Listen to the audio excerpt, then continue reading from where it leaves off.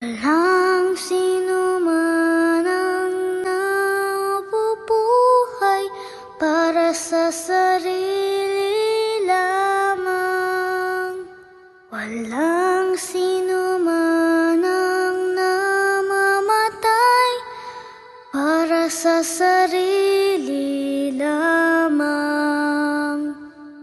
Tayong lahat ay may pananagutan sa